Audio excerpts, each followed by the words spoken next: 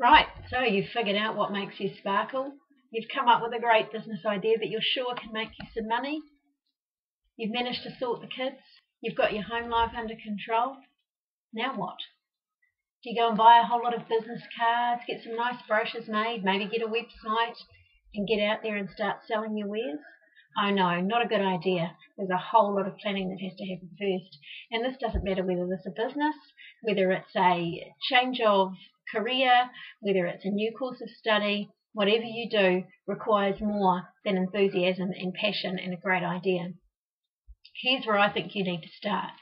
Write down what it is that you're wanting to achieve in the long term. Where do you want to be in 5 years' time? Is this business a stepping stone to somewhere else? Or is it something that's going to carry you through until retirement, or something else altogether? Think about if there were no barriers. What would it look like to you in 5 years' time? When you've got that decided, every decision that you make over the next few months as you hone your business can be referred back to that original goal. See if it fits. Does your goal need to change? One would hope not if you already had that in mind, but maybe it will help you from becoming distracted from the task that you're really setting out to achieve. So you've got a strategic goal in mind. I'm going to be self-employed, selling hudakis 7 days a week on the internet. How do you know that that's going to work? This is when the hard work starts. And the tough thing is that for most entrepreneurs, they don't like detail. You could go and employ someone to do this bit for you, but I wouldn't recommend it. The best thing is to get stuck in and find out the information you need for yourself, step by step, so that you can really uncover the true opportunities that lie before you with your business. So you need to do some market research. You need to do a SWOT. Start with the strengths and the opportunities that you think are ahead of you, and then move to the weaknesses and threats.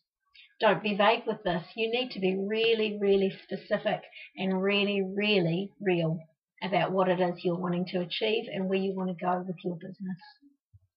Use that SWOT to form the business plan that you desire.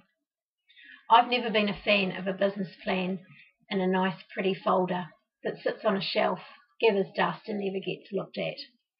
Personally, I prefer the concept of a flight plan. See, the problem with a roadmap, which is often how business plans are described, is that they, up until Google Maps, were simply a piece of paper that listed where it was you needed to go. And if you came across some roadworks along the way, it was kind of too late once you got to the roadworks or you got to the diversion. A flight plan is broader. It gives you a chance to write down the possibilities that might lie ahead of you, thinking about the weather, thinking about the conditions that you're heading into, and some possible ways of getting around those, through those, or maybe backing out of those. So think of your business plan as a moving, living document that's going to carry you through your business. It's about strategy, it's about long-term planning, but it's also about the day-to-day operational side of your business and how it's going to look for someone else. And the great thing about that, when it comes to selling that business on for the millions of dollars you want to make, you've got a document that tells people exactly how to make it happen.